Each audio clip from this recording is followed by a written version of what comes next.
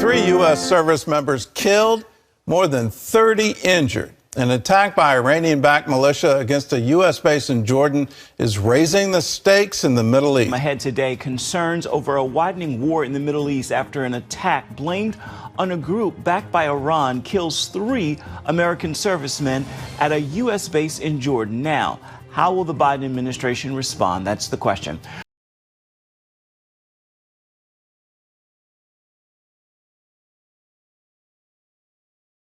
We got a Fox News alert now, and it's not good news. 3 U.S. service members are dead, and at least 34 soldiers are seriously hurt in a drone attack carried out by Iranian-based militants over in Jordan, we think. Now, Defense Secretary Austin is expected to return to the Pentagon for the first time today since his mysterious hospitalization. So let's take a look at what's happening right now before we bring in our guest. This is where the actual attack took place, and we got troops here. And we have a huge sprawling embassy here. There are talks right now for our people to leave this region. And if you want to see how often these attacks happen, check this out. Look at these number of attacks that have happened since October 7th. And you could even have the same amount of attacks really since October 20th, let alone the ones in the Red Sea. And we have done nothing, almost nothing, just a handful of attacks back, which makes us wonder, what is our approach here? Here now to discuss this, Brigadier General Rob Spaulding. General, great to see you. Your reaction to the attack over the weekend. Well, first of all, the president talked about terrorism. It's not terrorism, it's state-sponsored attack. And then he said we're going to go after those responsible. And unfortunately, I've been expecting this for a while because we're not going after Iran, who's the one responsible. Here's what the president said over the weekend. Watch. One last thing, I want to point out that we had a tough day last night in the Middle East. We lost 3 brave souls in an attack on one of our bases. Yes. And I'd ask you for a moment of silence for all 3 of those souls. And we shall respond. Shall respond. But we know this. We know the militias did it, but we know these guys are behind it. How long till we hit them directly and send a message? And will that be the most effective message possible in your view?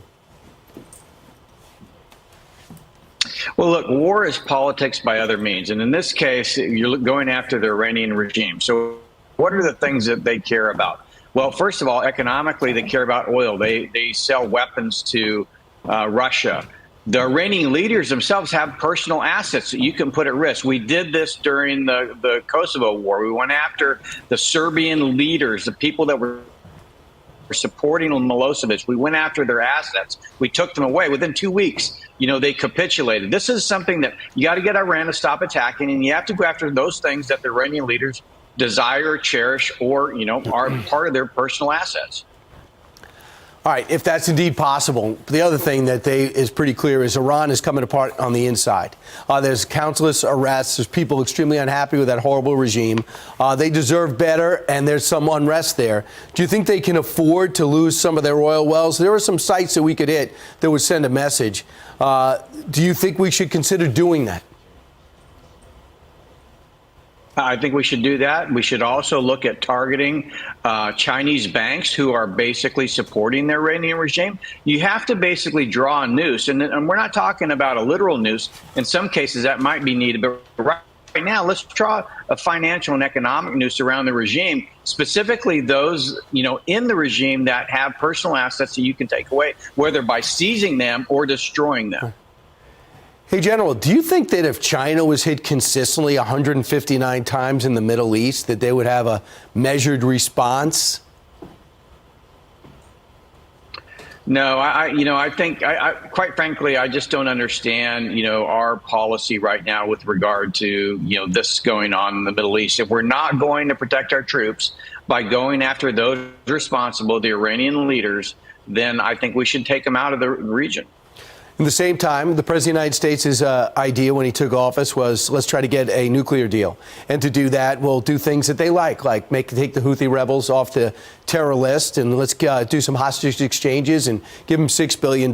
It's obviously an epic fail. But now this is something concerning. David Albright, a former UN weapons inspector, said this about the current state of the Iranian nuclear program. The unfortunate reality is that Iran already knows how to build nuclear weapons. Today, it would need only about a week to produce enough for its first nuclear weapon. It could have enough weapons-grade uranium for 6 weapons in a month, and after 5 months of producing weapons-grade uranium, it could have enough as many as 12. Does that make you want to react quicker or slow down? No. I mean, it really, if they have nuclear weapons, it's going to be a different ballgame. You know, they're going to be off limits. And so I think I would be acting quicker. Certainly, I would be going after the enriched uranium, but I would also be going after the assets of the regime. Yeah, very interesting. Jed, why don't you keep this in mind? We lost 3 lives, 34 wounded. There's been so many other troops with traumatic brain injuries they call minor. That's because it's not their brains. I feel bad for the people in this region. They deserve to be protected, and obviously they're not. They're very susceptible. General, thanks so much.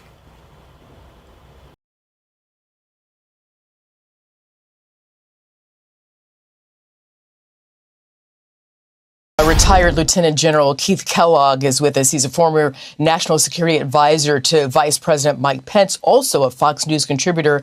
General Kellogg, this is very concerning, this new turn of events here. The commander-in-chief can't lay out his specific plans per se, but he has to take a serious and targeted response. So what might the military reply, if you will, look like, and how many options do we have? Arthel, thanks for having me. Yeah, this is very, very significant. When you lose Americans, and there's 3 dead, at least 25 wounded that we know of, it is a significant escalation. Look, I go back to what President Trump said in his State of the Union in January of 2020, when he said very clearly, if you attack an American, your life is forfeit. Well, we've just had some Americans killed. And frankly, anybody who didn't see this coming in national security area is a fool. We knew it was going to happen with the amount of attacks that have been occurring. We were just dodging the bullet. We were getting lucky. And it was caused primarily because of our normalization of activities. It was like, well, it's kind of okay to attack forces in the Middle East. It's okay to shoot missiles in the ships in the Red Sea. It's okay for China to get involved with Iran and Saudi Arabia in conducting peace. We've kind of taken a step back. Now the president's hand, President Biden's hand, is forced. And just a few blocks from here, in the White House complex and the Situation Room, I'm sure they're thinking of what they have to do. They're going to have to do what Teddy Roosevelt said, our 26th president. He said, when you strike hard. And he was the one who said, speak softly, but carry a big stick. I do not believe, Arthel, they have got any option but to go into Iran and attack Iranian targets. As Trey said just a minute ago, all of these attacks on American forces in the Middle East, be it Houthis, be it Hezbollah, be it anybody else, they're Iranian-backed. And this administration has pulled its punches, and it can't do that anymore. It has to make a hard strike. And here's the problem we've had with normalization, because when you normalize activities and kind of accept what's going on, now changing that dynamic is really hard. You can't just go tit for tat. You have to go up what's called the escalation ladder and make a significant strike, be it on people, be it on facilities, be it on troops on the field with the Iranians. Has to be something. The Pentagon is going to come up with options, and they're going to decide where they want to go. But my concern is this administration going to take the hard option it needs to take and strike hard against the Iranians. Does that mean personnel? Sure. It could mean everything from going after Ismail Ghani, who's the current leader of the Quds Force, or even the Supreme Leader, Khomeini, or going after facilities that build the drones within Iran, take out their naval facilities. They're going to have to make those decisions. But if they don't strike hard, they're making a big mistake, and I believe we're going to see a repeat of this in the future. Yeah, Tehran has made this personal, and so the response has to be personal. But what I do ask, though, what about our allies in the region? I mean, who's on board, and what's the current communication between our allied forces? You know, Arthel, that's a great question, and you need to bring your allies along. But this is an American issue. They have killed Americans. And this is, as you just said, this is personal. And we should lead. And if you want to come with us, come on with us. But if you don't, we're going to remember who came with us and who didn't. And this is one of those challenges you have as Americans. You can't say, well, let's all get on the same boat and row together. Oh, no. This is our lead. They killed our troops. We're going to respond. If you want to be there, be there. Now, of course, they're reaching out to them. I'm sure they're reaching out to the French and the Brits and the Italians and everybody else. But this is clearly, it's our lead. And my take to the Allies would be, you'd better get on board, because I'm going to remember quite clearly who was with me and who wasn't with me when we have to make this response. Absolutely. And if you could give me about 30 or 40 seconds on this, you've got Putin standing by, you've got Xi Jinping standing by. What are they watching for? Great question, Arthel. They're watching our response, and they're going to key off our response. That's the reason I was very concerned about normalization, because it kind of accepted everything. So they knew they could push, and they push hard. They're going to see what our response is going to be. And if it is not a strong response, we're just opening up ourselves to further aggression by the Iranians or anybody else in the region. So this is a chance for the United States of America, for President Biden to make a strong statement. They're watching. Allies are watching. Adversaries are watching. So keep your head up. Jesus is coming back. Jesus is coming back. No, don't you give up.